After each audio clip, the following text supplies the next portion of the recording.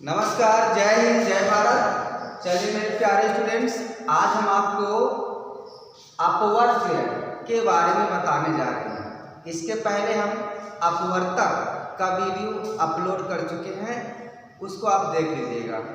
तो हम थोड़ा सा रिवीजन कर देते हैं अपवर्तक के बारे में, उसके बाद अपवर्त्य के बारे में समझाने जा रहे हैं। तो देखिए क्या है, जैसे मान लीजिए आपके पास क्या है, अपवर्तक क्या होते हैं, ध्यान से देखिएगा। अगर मैं अपवर्तक की बात करूं, तीन की, अगर मैं अपवर्तक की बात करूं तीन की कि अपवर्तक क्या क्या होगा, तो तीन का जो अपवर्तक होता है वो कौन कौन सी संख्याएं हो सकती हैं। तो वो सभी संख्याएं तीन की अपवर्तक होंगी जो तीन को पूरा पूरा काट दें। तो तीन को पूरा पूरा काटने वाली कौन कौन सी संख्याएं हैं, देखिए आपकी हो जाएगी, एक हो जाएगा, तीन हो जाएगा।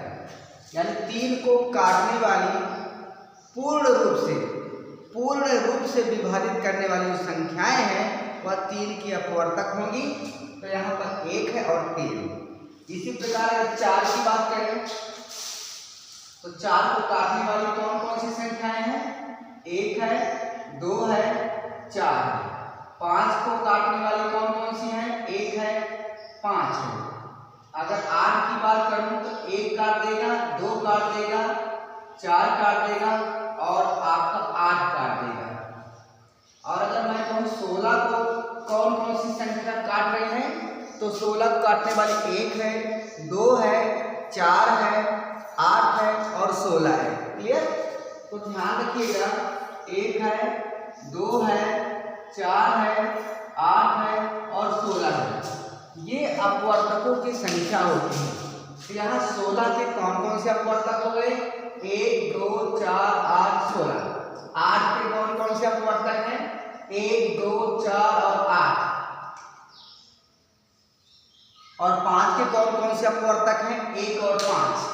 4 के अपवर्तक कौन कौन है, 1 है, 2 है, 4 है। और 3 के कौन कौन अपवर्तक हैं, तो भैया 1 है और 3 है।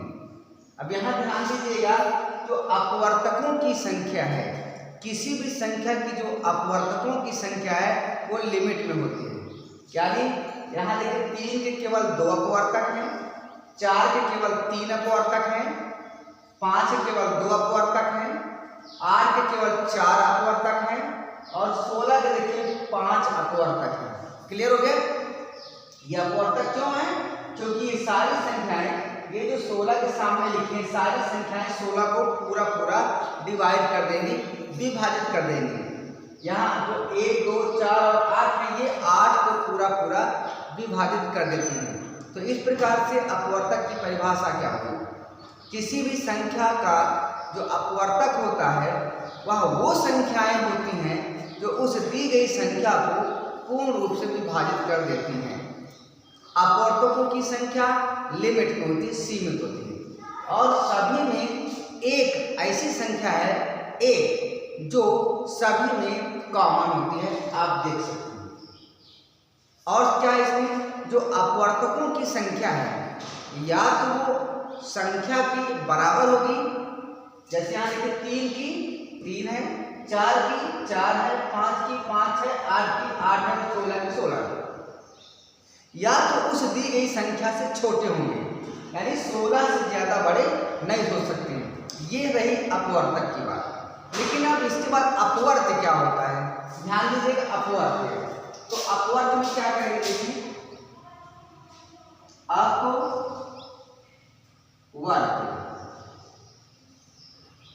अपवर्त्य क्या होती है? अपवर्त्य का मतलब होता है कि वो संख्याएं जो खुद दी गई संख्या से कट जाती हैं। जैसे अगर मैं कहूं 3 के कौन कौन से हैं, 3 के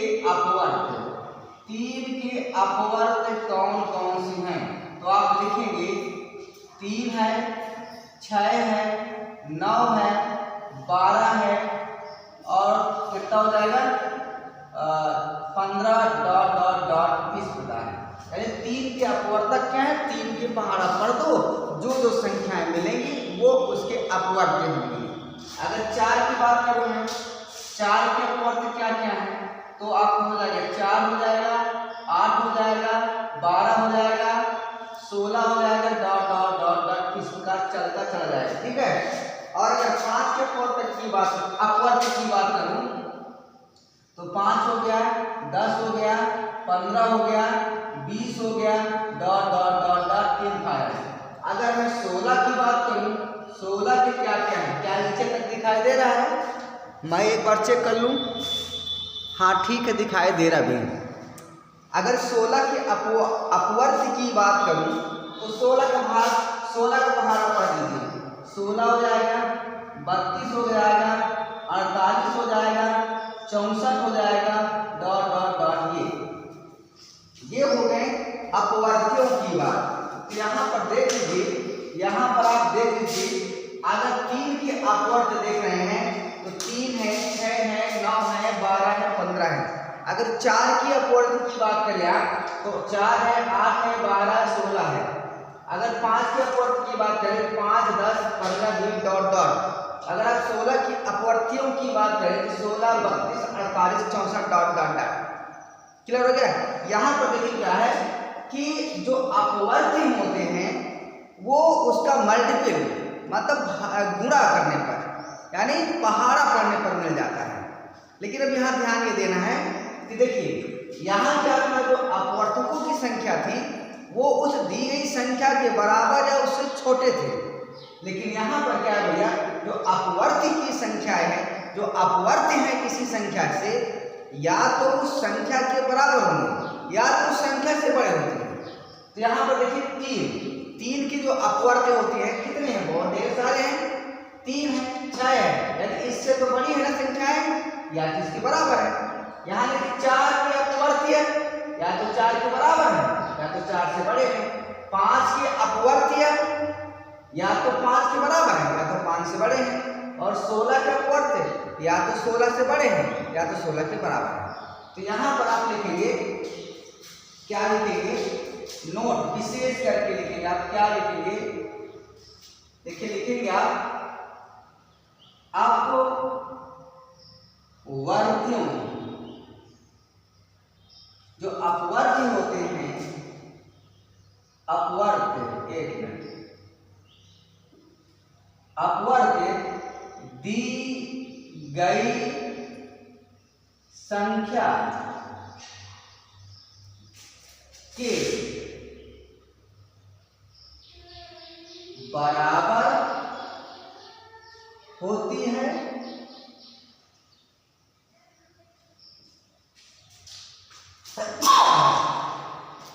सॉरी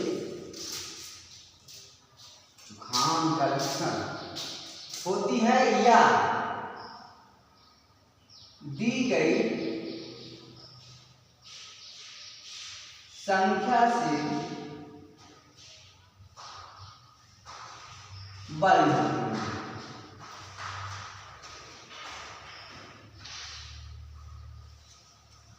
पहला की पॉइंट यह है, ठीक है। दूसरा इसमें से क्या आपको निकल कर आ रहा है रिजल्ट कि देखिए यहाँ पर क्या है, जो अपवर्तकों की संख्या है लिमिट में होती है। क्या होती है, लिमिट में होती है, सीमित होती है, यानी आप काउंटिंग कर सकते हैं। लेकिन यहाँ पर देखिए जो अपवर्त्य हैं, क्या अपवर्त्य उनकी संख्या असीमित है। क्या है, असीमित। यहाँ लिख सकते हैं, क्या लिख सकते हैं,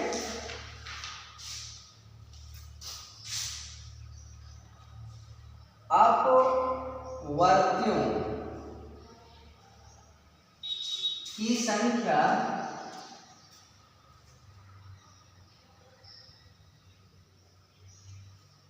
असीमित होती है, असीमित होती है। ये रही आपकी दूसरी बात, ठीक है। और एक चीज और इसमें देखिए, अपवर्त्य में किसी भी संख्या का अपवर्त्य स्वयं वह संख्या भी होती है। कोई भी संख्या है अगर उसकी अपवर्त्य की बात करो तो खुद वो स्वयं की अपवर्त्य होती है। इसको क्या लिखेंगे? प्रत्येक संख्या स्वयं का एक अपवर्त्य होती है। प्रत्येक संख्या स्वयं का क्या होती है? अपवर्त्य होती है। अपवर्त्य होती है, ये चीज दिख रहा है। ठीक है, अब इतना आपको इंपॉर्टेंट चीज था जो हमने लिखा दिया गया है।